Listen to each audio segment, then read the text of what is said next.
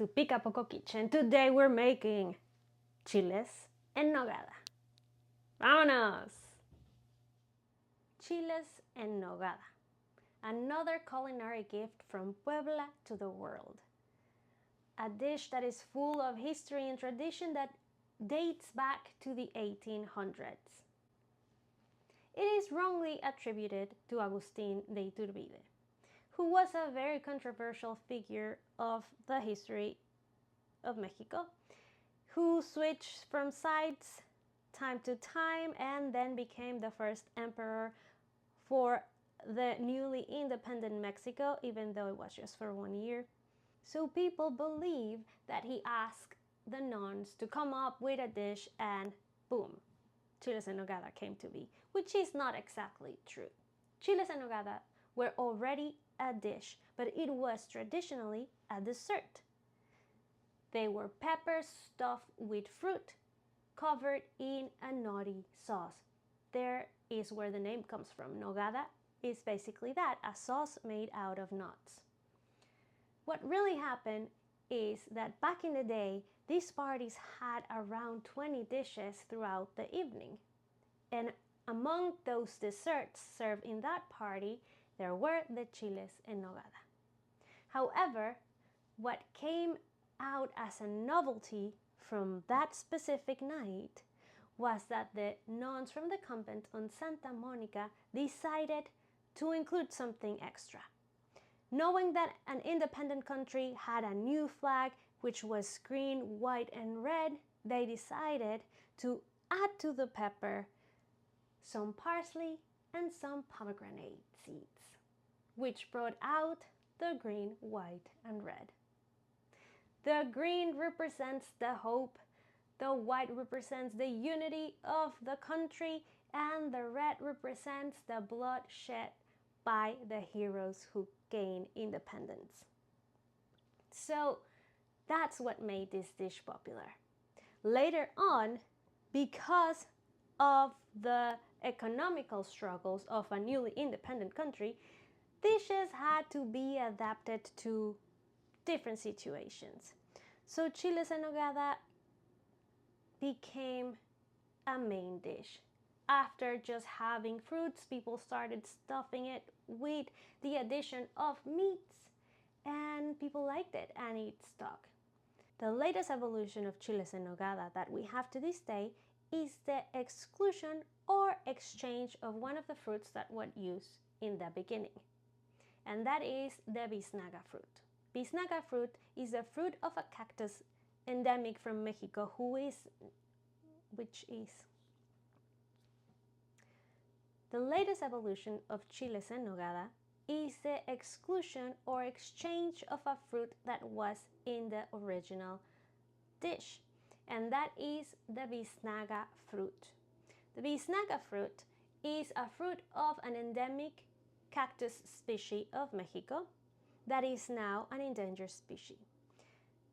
This fruit used to be crystallized and added to the peppers, but since it is an endangered species, now it is swapped or exchanged for other citrus or any other crystallized fruit. So as you can see, dishes carry history and evolve just like we do. This is a laborious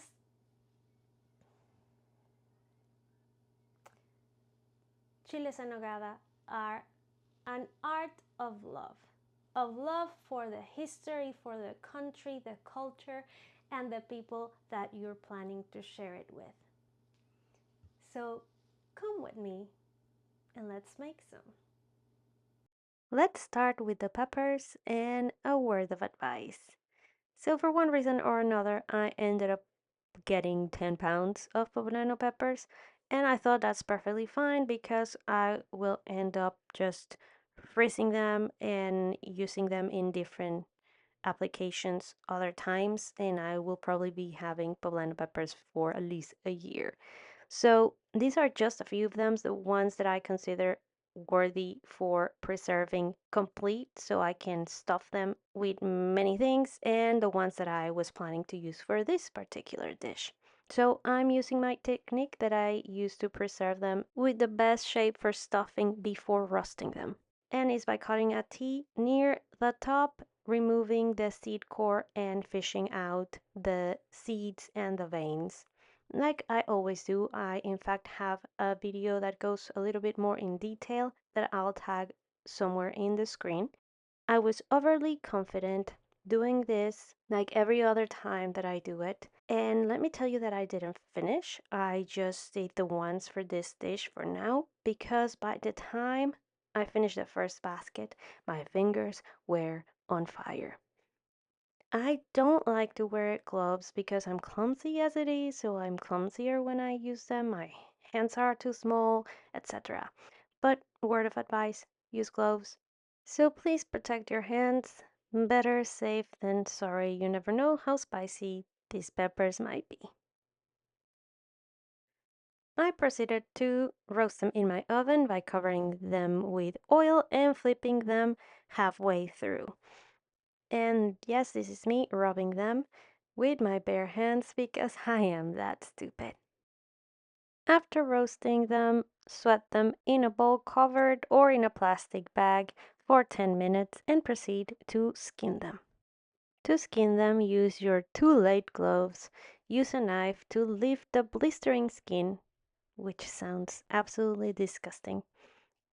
And with your fingers, lift the skin from the pepper, trying to handle it as little as you can because it is in a fragile state, so you can break it easily. If you're lucky, the skin will come off just like in this one. At least something good out of all the pain. And do the same with the rest of your peppers. If you watched last week's video where I made Santa Clara cookies, I have some bad news for you because we have to do more nut peeling. In this case, I have 7 ounces of almonds, but the good news is that these ones are way easier to peel. I just soak them overnight, and using your fingers or some very handy tweezers, the skin comes right off. So this is not gonna take the whole afternoon like pumpkin seeds.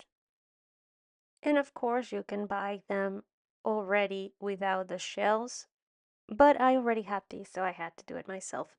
If you don't have some kitchen tweezers, you should get them. They're very handy and they have many applications. Like when filling 17 ounces of walnuts. But there's no need to panic because once again, this is fairly simple. This time, I'm gonna cover my walnuts with boiling water and let them sit there for 15 minutes. You can do this with the almonds as well in case you forget to do it overnight. And if you're lucky, some of the halves won't even have a skin already. But for the ones that do, you just grab your tweezers. I like to start with the bottom center. And if you're wondering why we're obsessed with tedious endeavors when it comes to cooking, well, the short answer is tradition, but there is more to that. In this case, the white sauce of Nogada has to be very white and very smooth because it's meant to resemble the white of the flag. People take a lot of pride in how smooth and white their sauce is, so I think it's an unavoidable step. However, back in the day, people would take their nuts into the convents. Yep, I said that, and ask the nuns to peel them for them, and they would gladly do that while praying a rosary, giving them the name Prayed Nuts. Yep. You can be certain that I did none of that, so let's name my nuts Swear it while listening to Murder Podcast Nuts. Anyway, grab hold of your 2 white and peeled type of nuts and let's soak them in 2 cups of milk. Let them sit there for at least 15 minutes. Transfer them into a powerful blender or food processor until they look like this. Now we're ready to add the rest of the ingredients to finish the nogada. Next, we're gonna add 8 ounces of plain goat cheese, a pinch of salt and pepper. If you have white pepper, is even better. 2 tablespoons of sugar, and a quarter of a cup of dry sherry wine. Take that to the blender and adjust if you need to. Remember, the sauce is a neutral flavor, is not salty and not sweet. Set your sauce aside and keep it at room temp. For the filling of the peppers, I like to start with 2 tablespoons of lard and I complement that with oil. To start everything going, we're gonna saute half an onion and 2 cloves of garlic. For my meat, I'll be using 1 pound of ground pork and 2 pounds of ground beef. I like to add my meats in 2 parts just to make sure that everything is well cooked. Now I'm adding 2 tomatoes that I previously roasted and blended. We want the tomatoes for flavor. So after you integrate that, make sure to season with salt and pepper to make sure that the meat and the tomato release all the liquid they have in them, and we're gonna cook that through. Now that it's done, we can move on to our fruit salad. I like to start from toughest to softest, and I'm gonna start with 1 big Honeycrisp apple. I diced it and left the skin on. I left the skin on all of my fruit because it helps a little maintaining the shape. In comes 1 Danjou pear, also diced, also with the skin on. In the middle of the fruits, I'm adding half a cup of slivered almonds. And now I'm gonna add 1 whole plantain that I also diced. Make sure that your plantain is ripe, meaning that it's mostly black on the outside, but still firm. And now my favorite from all fruits, peaches, and I'm adding 2. Now let's move on to the spices, which are gonna bring some warmth to the dish. I start with 1 teaspoon of cinnamon, half a teaspoon of grounded clove, a teaspoon of dry thyme, and a teaspoon of oregano. And then the dry fruits that I almost forgot. The first of which one probably was a little bit on purpose, and that is raisins. I decided to include them, but just a few of them. And that's it. No, just kidding. A little bit more. Okay, in the end I did add the whole 30-gram little box. And not until later I remembered to add my candied pineapple. And even though it's already off and cooling down, it's not gonna make a difference. It's okay if you forget like me, add it here and everything is gonna be alright. My peppers have cooled down as well as my meat. So what I'm gonna do now is carefully hold them and feel each one of my peppers. And if you were to prep these peppers ahead of time, once you have filled in all your peppers, you can either wrap them in plastic or put them in a container and save them until the day you're about to make them. Right before you'll make them, you'll proceed to coat them in flour just like this, making sure to go all around because the flour is gonna help the batter to stick to the pepper, and then gently pat the excess flour off the pepper. For the egg batter, separate your egg whites and whip them until they look like this. I recommend 1 egg per 2 eggs, so depending on how many you're doing, that's the amount you're gonna need. Once you have your egg whites to this point, then while whisking, you're gonna slowly add the egg yolks. And now you're gonna have a batter that looks just like this. in hot oil, grab some of that batter and pour a dollop or two into hot oil. We're making a little cloud bed for our pepper to rest over. After a minute, push your pepper to the side of the pan. Use it to help the side batter to fold over your pepper. Do the same on the other side, and when you're ready, flip it over. Make sure to get an even golden color all around your pepper, and when it's done, let it sit in a plate with a paper towel. Do the same with the rest of your peppers. Now they're ready to be immediately plated and served. Give it a generous bath with your Nogada sauce, which should be at room temperature. If you made it the day before, take it out of the fridge and let it come to room temperature before pouring it over your pepper. Sprinkle some bright green chopped parsley and some beautifully red pomegranate seeds. And now you're ready to celebrate Mexico's Independence Day. And here you have it. I've been waiting to make chiles en nogada since the beginning of the month, or last month, that I decided that I was gonna make a video about them.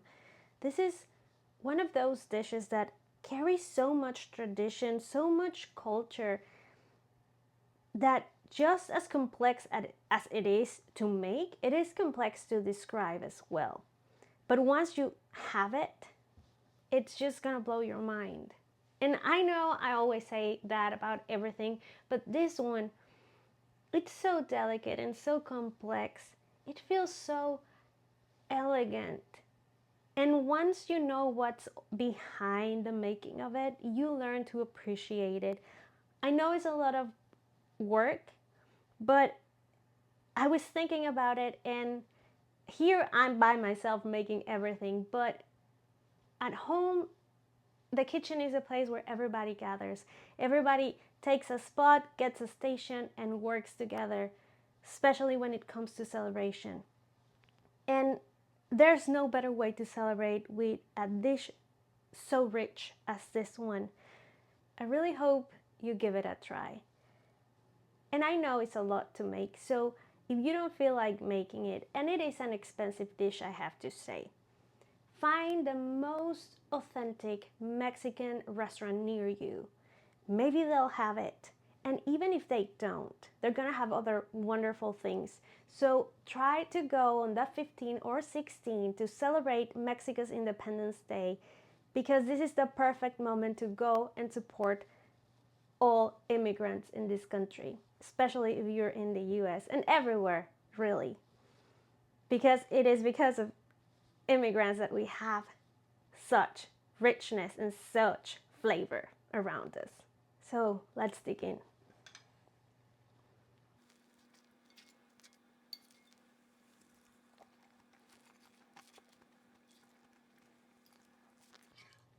I'm gonna go for the center because I want to get everything.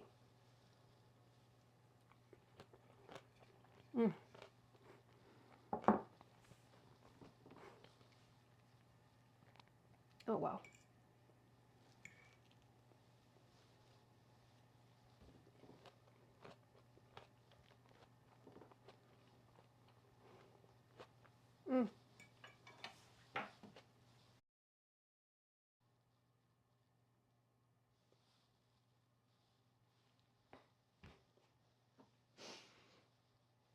I don't have I don't have a lot to say, but ooh, okay. Okay. So from an immigrant to you watching, I love sharing my culture and my food with you, and I hope you like it as well. And if you like this recipe just like this video, please share it with your friends. Like, subscribe, and be notified. And for more, follow me on the socials. Happy Independence Day to everybody in Mexico and everywhere else, wherever you are celebrating. Adiós, amigues.